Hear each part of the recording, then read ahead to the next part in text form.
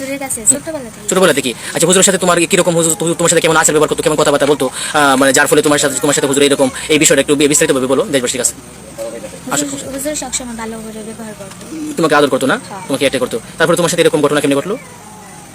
এরকম ঘটনা একদিন হুজুর এটাই কেনেছে, তারপরে এটাই কেনিলে তারপরে বলছে মানে মাদ্রাসা ছুটি হইলে মসজিদ ঝাড়ু দিয়ে যাইতে। আচ্ছা আচ্ছা আচ্ছা, হ্যাঁ। তারপরে আমি ঝাড়ু দিতে যাইছিলাম, তারপরে ঝাড়ু দিতে গেলে এরকম ঘটনা।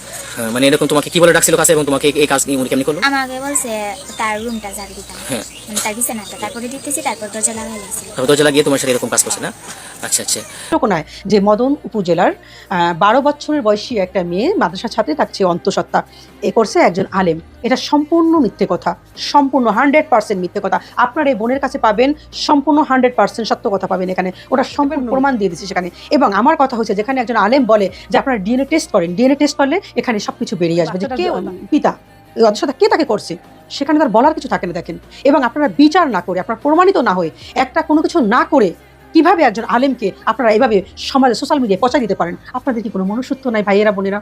মাদ্রাসার শিক্ষক যে 11 বছরের শিশুকে ধর্ষণ করছে, সেটা উনি একটা চ্যালেঞ্জ ছুড়ে দিছে যে আমার ডিএনএ চেক করা হোক। এখন আমার কথা হচ্ছে, ডিএনএ চেক করতে যত টাকা খরচ হবে সেটা আমরা দিব। আপনাদের কাছে আমি অনুরোধ করে বলি, আপনারা আসল অপরাধীকে খুঁজে বের করুন, টেস্ট করা হোক যে আসলে এ বাচ্চা বাবাকে। সুপ্রিয় দর্শক, ইতিমধ্যে আপনারা দেখেছেন সেই নেত্রকোনার মদনের যে একটি ঘটনা ঘটেছে। মাদ্রাসার শিক্ষকের বিরুদ্ধে একটি অভিযোগ এসেছে। ইতিমধ্যে সেই মাদ্রাসার শিক্ষক গ্রেপ্তার হয়েছে। এখন সেই বিষয়টা নিয়ে আলোচনা এবং সমালোচনা হইতেছে। একদল দাবি করতেছে সেই ঘটনার সাথে মাদ্রাসার শিক্ষক জড়িত না, আরেক দল দাবি করতেছে যে এই মাদ্রাসার যে শিক্ষককে ফাঁসানো হচ্ছে এবং ওই ঘটনার সাথে নাকি ওই মেয়ের নানাও জড়িত আছে। এরকম একটি ঘটনা তার নানা ঘটিয়েছে, এরকমটাই বলতেছে। সুপ্রিয় দর্শক, আজকের এই ভিডিওতে আমরা দেখে আসব যে আসলে কি ওই ঘটনার সাথে কি ওই মাদ্রাসার হুজুর জড়িত আছেন, নাকি তাকে ফাঁসানো হচ্ছে, এবং কি তার সেই ঘটনার সাথে কি তার নানা জড়িত আছেন কিনা। চলুন আজকের এই ভিডিওতে দেখে আসি। বিস্তারিত সকল কিছু ভিডিও দেখলে বুঝতে পারবেন। হ্যাঁ, আসসালামু আলাইকুম রহমতুল্লাহ। যে ছোটমণি, তোমার ব্যাপারে আমরা যেটা শুনলাম, গোটা বাংলাদেশের মধ্যে বিষয়টা অলরেডি এখন আলোচিত, এবং বিষয়টা বর্তমানে আলোচনার এতে টপ লেভেলে এতে আছে।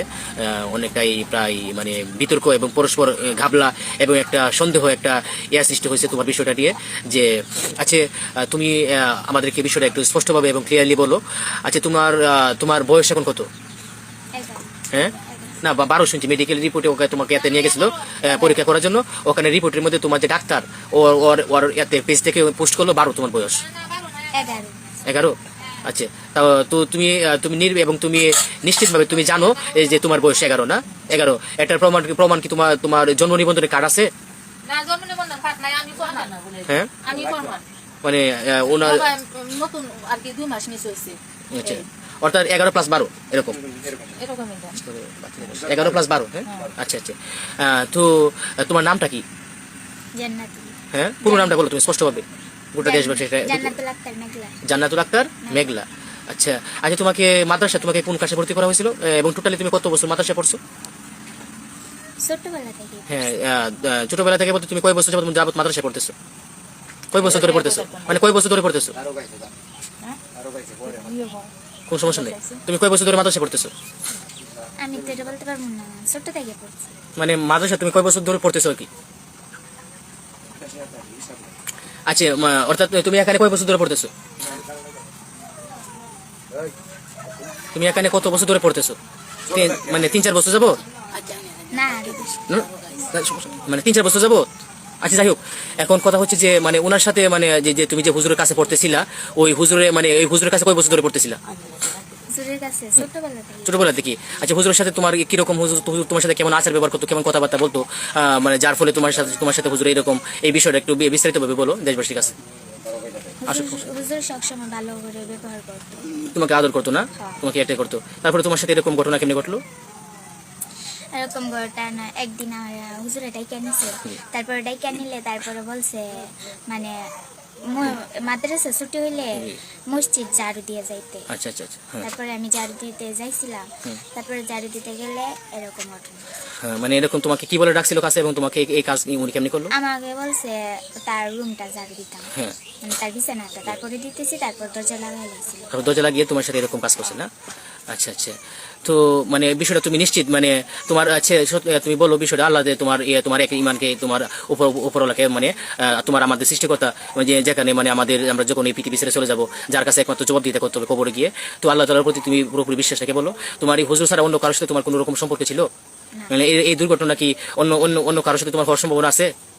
মানে এই তোমার সাথে এই কাজ একমাত্র কেবল শুধু একমাত্র এই হুজুরি করছে না, তাই না? ও আচ্ছা। তো তুমি দেশবাসীর কাছে বা তুমি বর্তমান প্রচলিত প্রশাসনের কাছে এবং দেশবাসীর কাছে, আইন আদালতের কাছে তুমি কি চাও, তুমি কি বিচার চাও?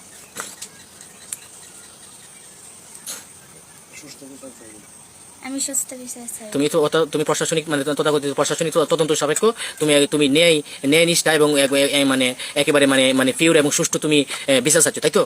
আচ্ছা ঠিক আছে, ইনশাল্লাহ। তো তোমার বিষয়টা আমরা করলাম।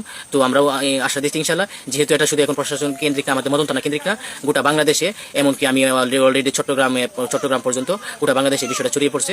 তো আমরাও ইনশাল্লাহ আশাবাদী, ইনশাল্লাহ তোমার তদন্ত সাপেক্ষ তুমি আর ইনশাল্লাহ সুষ্ঠু বিচার পাবে ইনশাল্লাহ। তো আসসালামু আলাইকুম রহমতুল্লাহ বারাকাতুহু। দেশবাসী, আমরা ওই মেয়েটার পক্ষ থেকে সাক্ষাৎকার নিলাম। তো ওই বিষয়টা ইনশাল্লাহ আমরা ইনশাল্লাহ দু একদিনের মধ্যে বিষয়টা নিয়ে আমরা ইনশাল্লাহ আমরা আইনের কাছে আমরা হবো ইনশাল্লাহ। প্রশাসন আমাদের থানায় যাব এবং আমাদের বাংলাদেশে আমাদের নেত্রকোনার আমাদের মাওলানা ইনশাল্লাহ, নেত্রকোনার সবচেয়ে বড় আলেম যিনি মাওলানা আব্দুল কাইম সাহেব, এবং আগে উপজেলা চেয়ারম্যান ছিল মুফতি আনোয়ার সাহেব, ওনার সাথে ইনশাল্লাহ আমি অচিরেই যোগাযোগ করতেছি। ওনাদের সাথে কথাবার্তা বলে আমাদের নেত্রকোনার কৃতি সন্তান মাওলানা রফিকুল ইসলাম মাদানী ওর সাথে কথাবার্তা বলে ইনশাল্লাহ, এবং আমাদের চট্টগ্রামের মাওলানা আসাদুল্লাহ আসাদ, পাশাপাশি আমাদের মানে আমাদের অন্যায়ের বিরুদ্ধে বলিষ্ঠ কণ্ঠস্বর এবং তাওহীদবাদীদের আইডল মুফতি হারমিজা সাহেবের ইনশাল্লাহ নজর সেটা দেওয়া হবে ইনশাল্লাহ। সমন্বয় করে ইনশাল্লাহ সবকিছু সমন্বয় করে ওটা যাতে করে ওই ভিকটিম তার এই ন্যায় নিষ্ঠার সাথে তাই ন্যায্য বিচার পায়, এই জন্য আমরা ইনশাল্লাহ দেশবাসীর কাছে আমরা ইনশাল্লাহ আকুল আবেদন জানাচ্ছি। আপনারা এই বিষয়ে সোচ্চার হন এবং ইনশাল্লাহ এই বিষয়ে প্রতিবাদ এবং প্রতিরোধ করে তুলুন। সেটা হলো, আপনারা তো সবাই জানেন ওইটি বিষয় নিয়ে আমার বড় চ্যানেলটায় আমি ভিডিওটা দিয়েছি। আপনারা জানেন গতকালকের আমি রাত 9টায় দিয়েছি। তো আপনারা ওই ভিডিওটা দেখতে পারেন। তারপর আমি ছোট্ট করে এখানে একটা কথা বলে নিই, কারণ যারা জানেন না তাদের জানতে হবে কথাগুলো। সেটা হলো, ওই ভিডিওটা আমার ওখানে দেওয়া আছে, প্রমাণ দেওয়া আছে আমার, এবং ভিডিও নিশ্চয়ই আপনারা তো দেখে গেছেন যে নেত্রকোনায় যে মদন উপজেলার 12 বছরের বয়সী একটা মেয়ে মাদ্রাসার ছাত্রী, তাকে সে অন্তঃসত্ত্বা এ করছে একজন আলেম। এটা সম্পূর্ণ মিথ্যে কথা, সম্পূর্ণ 100% মিথ্যে কথা। আপনার এই বোনের কাছে পাবেন সম্পূর্ণ 100% সত্য কথা পাবেন এখানে। ওটা সম্পূর্ণ প্রমাণ দিয়ে দিচ্ছি সেখানে।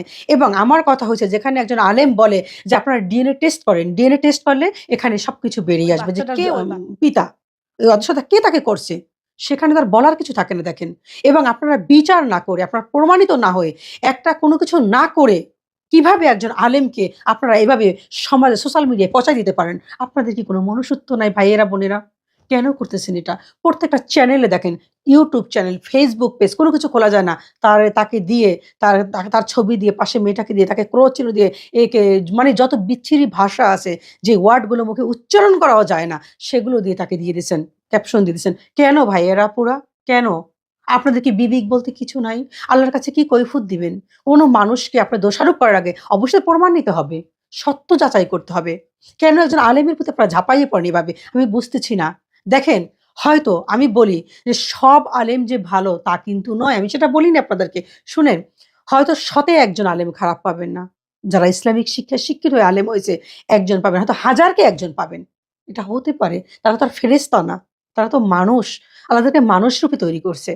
হয়তো একজন পাবেন, কিন্তু এই যে কলেজ ভার্সিটি, এই যে মনে করেন সব জায়গায় স্কুল কলেজ যেখানে যান আপনারা, সেখানে যে দেখেন, সেখানে শতকরা একজন ভালো পাবেন কিনা সেটা দেখেন আপনি। সেখানে হাজারে একজন মাস্টার ভালো পাবেন।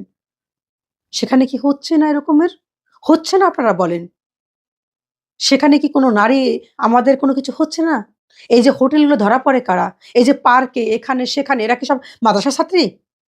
মাদ্রাসা ছাত্রী কয়জনকে পাচ্ছেন আপনারা? কয়জনকে পাচ্ছেন আপনারা? একটু শুধু বলেন, আপনাদের বুকে হাত দিয়ে একটু বলেন তো ভাইয়েরা আপুরা। সবই কিন্তু পান, ওই যে বললাম না, হাজারকে একজন পাইবেন, আর ওখানে হাজারকে ভালো একজন পাইবেন। সবই কিন্তু স্কুলের ছাত্রছাত্রী দ্বারা, তাই না? সেটা যেভাবেই হোক, কিন্তু দিলেন মাদ্রাসা ছাত্রীর প্রতি অপবাদটা দিয়ে দিলেন। সেটা কি করলো? সেটা এটা জানলেনও না।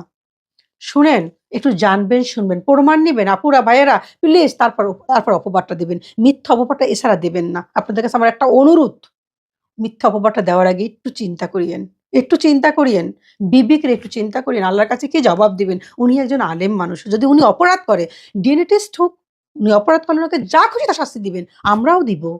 ঠিক আছে, আল্লাহর আইনে যেটা হয় সেটাও দিবে, দরকার হয় যেটা সরকারের আইন যেটা হয় সেটা সর্বোচ্চ শাস্তি আমরা চাইবো, কিন্তু তার আগে কেন আপনারা এরকমের করতেছেন? ওনাকে দোয়াই আল্লাহ আপনাদের, ফিরে আসুন, ফিরে আসুন, এখান থেকে ফিরে আসুন। শুধু শুধু আলেমদের পিছনে লাগিয়েন না। যদি কোনো আলেম করে প্রমাণ পান তাকে ধরেন, আমাদের কোনো আপত্তি নেই।